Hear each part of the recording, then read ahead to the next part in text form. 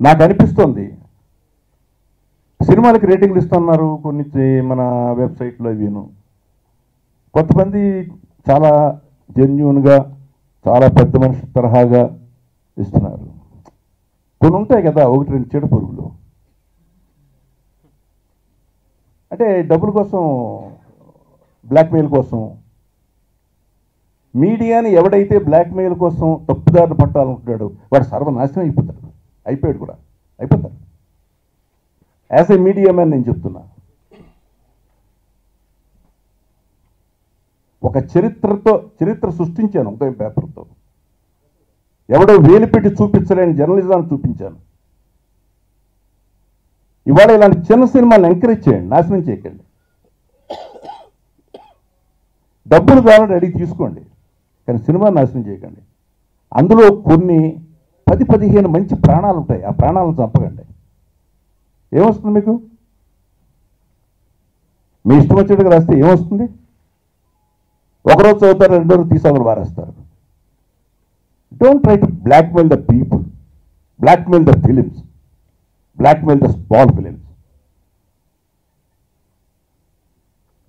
Spare చేస్తారని అనుకోకండి. ఒకరోజు స్పేర్ చేస్తారు, రెండు రోజు స్పేర్ చేస్తారు. Don't think everyday is everyday. నేను అటువంటి వాళ్ళకి హెచ్చరిక చేస్తున్నాను స్టేజ్ నుంచి. మీ రేటింగ్ మీద కొన్ని జీవితాలు ఆధారపడినప్పుడు మీ ఇష్టానుసారంగా ప్రవర్తిస్తే ఎట్లా? బాగుంటే బాగుందని చేయండి. ఒకడేమో ఎంత ఇస్తాడు, ఒకడేమో ఎంత ఇస్తాడు, ఎట్లా? How it is possible? ఈ సినిమాలు ముఖ్యంగా అమెరికాలోనూ అక్కడ యుఎస్లో రిలీజ్ అయినప్పుడు చిన్న సినిమాలకు తేడా పడుతుంది. అందువల్ల దయచేసి నేను చెప్పింది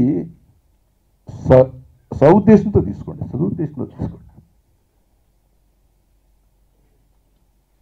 నాకు అనిపిస్తోంది అసలు ఇలాంటివన్నీ చూసిన తర్వాత కొంతమంది ఇండస్ట్రీలో ఎలాంటి సంబంధం లేని పెద్ద మనుషులు ఒక 60 మందిని తీసుకుని ఒక టీమ్గా ఏర్పాటు చేసి